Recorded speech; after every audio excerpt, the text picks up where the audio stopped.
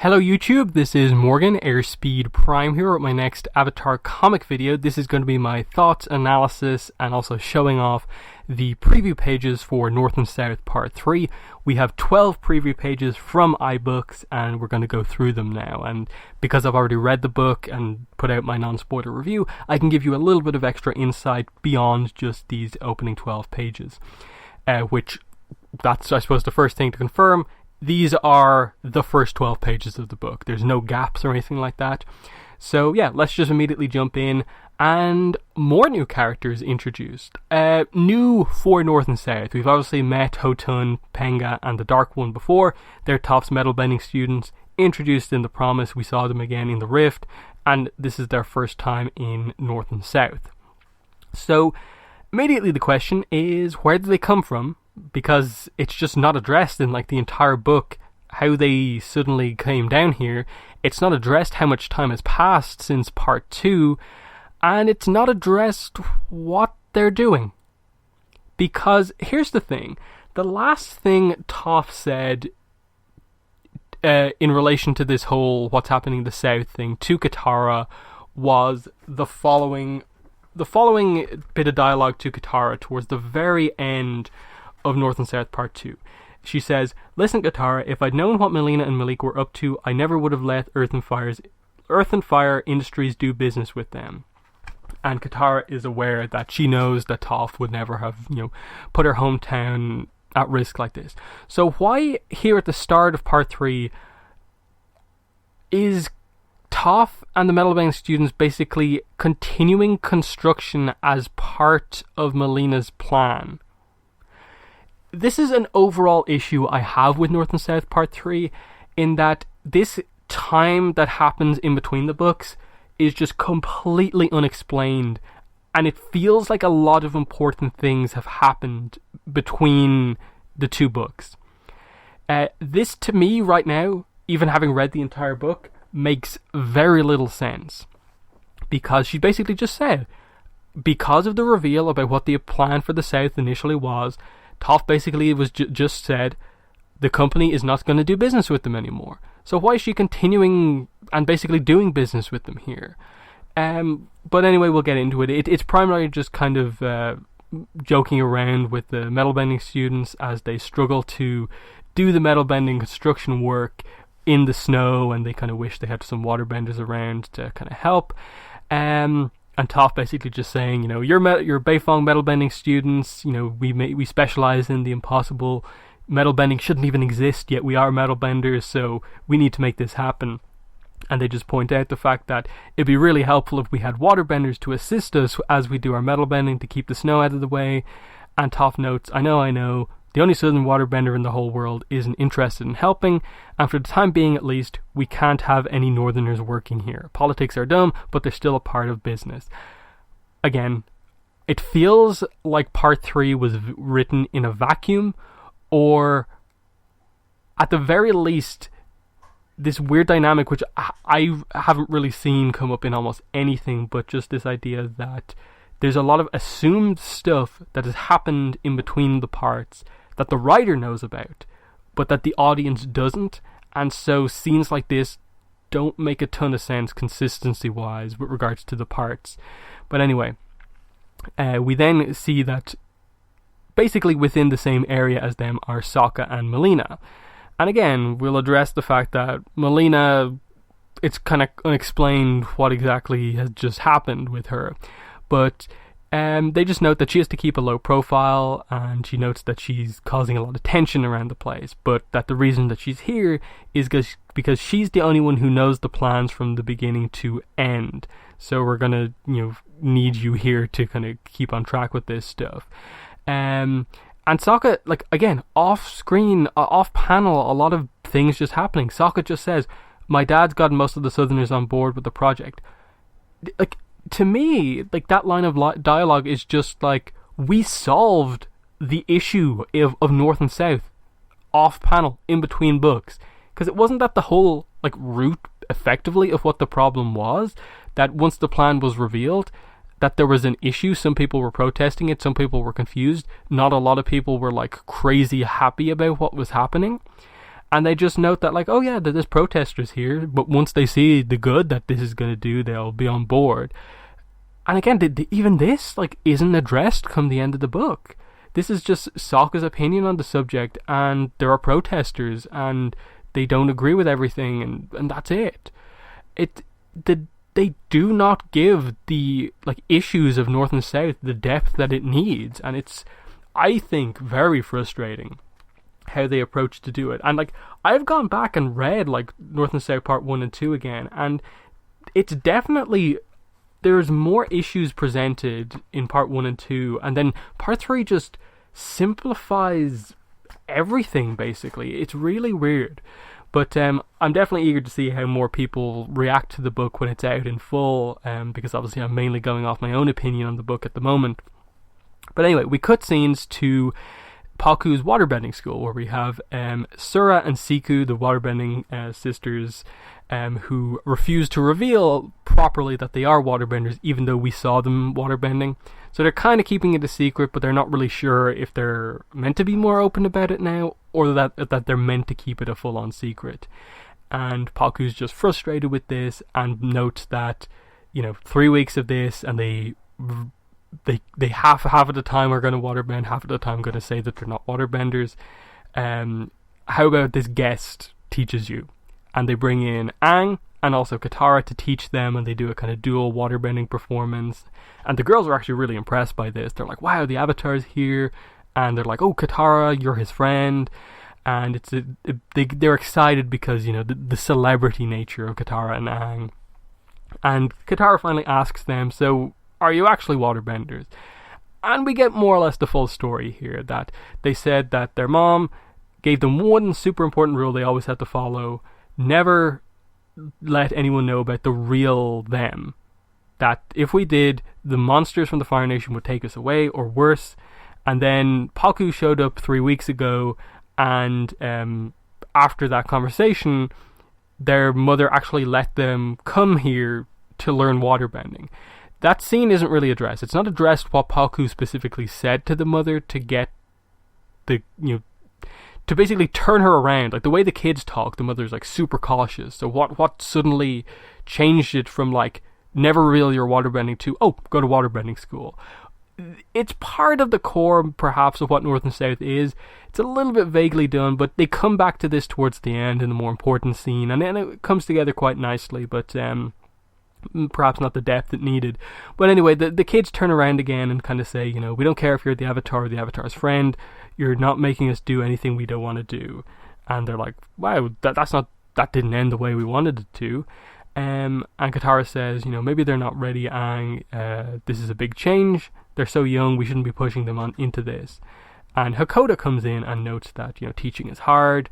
And we get a couple of references to stuff that Hakoda says it was hard to teach Sokka a proper boomerang technique. Paku notes to Aang it was hard to get a certain avatar to pay attention during waterbending training. And we get a little scene between Hakoda and Paku, and he thanks Paku for everything he's doing for the South Pole. We just get that Hakoda's back on his feet, in part thanks to Katara's healing. And basically they leave the waterbending training after this, and Aang, Katara and Hakoda have a conversation here about things. Again, Hakoda notes how strong of a healer Katara is and thanks her for getting him back on his feet so quickly. And then we get this idea that, okay, Hakoda doesn't fully know about everything about the gang's journey together, including the idea of, like, he just brings up the idea, what was it you guys call yourself again? And Katara says, Team Avatar. Oh, right, that's right. Thanks for saving me, Team Avatar. Thank you for saving the city. After getting an up-close view of Team Avatar working together to defeat Gilak, I'm convinced more than ever that the Southern Water Tribe has to collaborate with the other nations to move forward. It took people from all 4 nations to save the world. It will take the same to reconstruct the South. And Katara's like, don't you think you're being a little naive? Again, she's taking the pessimistic view on this because she is not really for opening up the South in the same way that Hakoda is. It's not like angry Katara here or anything like that, but she's just presenting this idea of, like, a lot of caution a lot of caution, because she says here, Aang and Toph are friends, I know I can trust them, but there are people like Malik out there who don't have our tribe's best interests at heart.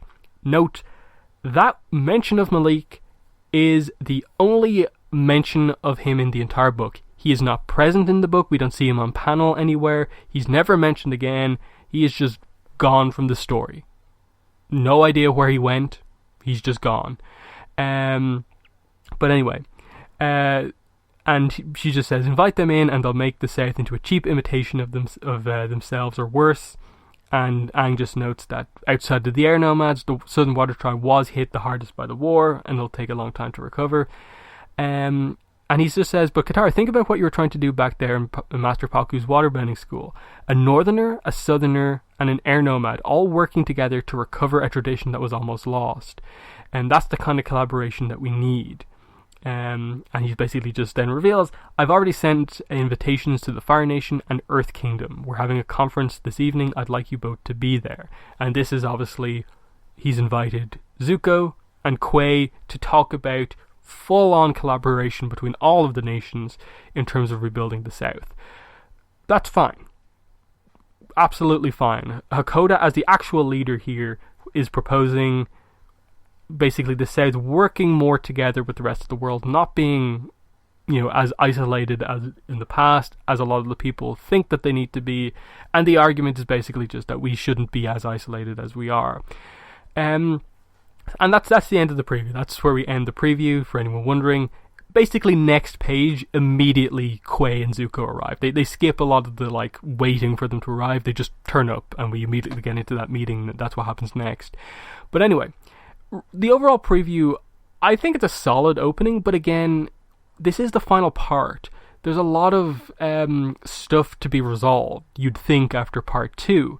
So opening up with 6 pages of the metalbending students, not accomplishing all that much, and a kind of confusing scene, a confusing opening, not addressing all of the stuff from part 2, not addressing the fact that Katara is really annoyed with Malina, not addressing what Hakoda said to Malina, not addressing, very confusingly addressing the fact that Toph basically said that the Earth and Fire Refinery wouldn't agree to all of this stuff. Yet here she is continuing with the plans. It's really confusing, I think. Now, it's just a small plot point with Toph because she doesn't play a huge role in the book, but again, given that none of this stuff is really important to the plot, the oil refinery is I think gets mentioned again, but that's about it. The plot isn't about a resolution about will the oil refinery stay or go. It just that plot point goes away. It's just a lingering thing that's there, and it speaks to me to the fact that to me there must have been some writing issues on this book, that either the series was rewritten at some point during the process, and so part 3 very much kind of suffers for that, or just that the formatting of these books, the fact that they all have to be 72 pages exactly, each series has to be 3 72-page books, it perhaps just didn't work here, that there was a lot to do, a lot to accomplish, and the 72 pages wasn't quite enough, and so they just kind of had to settle for this. And again, it's just the fact that, you spend your opening 6 pages on basically Toph talking to the metalbending students, and in scenes that ultimately mean very little to the overall, plot of the book. You get one of the few Malina scenes early on in the book that is just okay, we're continuing with the plans, and there's tension, but even that's not the focus of the book necessarily, and the plan continuing, that's not really a focus. The Siku and Sura here, these aren't the focus of the book. The focus of this book is absolutely Katara's arc with regards to how she sees things. So in the preview, the most important scene to the plot is for sure the conversation that Katara, Aang, and Hakoda have, because that's directly addressing Katara's views on what's happening versus Hakoda's views on what's happening. And that is the core of what North and South is actually about, which is fine, except the fact that they left part 1 and 2 open in such a way where they presented the story as being much bigger than it actually turns out to be. The core is basically collaboration. that Hakoda and most of the people who, you know, want the South to like prosper are just for, okay, yeah, we'll open things up, we'll allow the South to collaborate with all of the nations, and that's our way to kind of step into the world stage. The problem is that there's all these details, like the oil depository, the oil refinery, the Malina and Malik plan, all of these plot points that were presented that add complexity to the story are just kind of dropped in this book. So again, like, I'm in a weird position here, being like basically the only person who's read the book. And so when I see the preview and people talking about just these preview pages, it's interesting because I have like the context of the entire book, and seeing how, like, for me, it feels like the preview almost wasted a little bit of time. Like, you can see like her, like, certain scenes later on needed more time. Certain scenes earlier on in the book didn't need to almost be here again. But again, that's more or less my thoughts on the preview pages, if you want to know my thoughts. So it probably gives you an idea that I have a lot to say about this book, and not all of it is positive. And I think that's going to make stuff like my full spoiler review, when I eventually get around to doing it come April 26th, I think that's going to be an interesting video to check out for you guys, especially like the podcast review when we do that. Because I really do think that when more people read this book, it will be one of the books that will be received quite, you know, there will be a lot of criticism, I think, of this book in terms of the potential that it had compared to the way it actually was delivered upon. But anyway, in the comments, let me know what your thoughts were on the opening of North and South. Let me know what your thoughts were on some of the stuff I said about this book, about some of the inconsistencies with stuff like Toph, the perhaps already hints of, you know, kind of simplifying more or less what the book is overall about. But definitely comment below if you have thoughts on this. But yeah, that has been the video for today. Thanks for watching, and bye.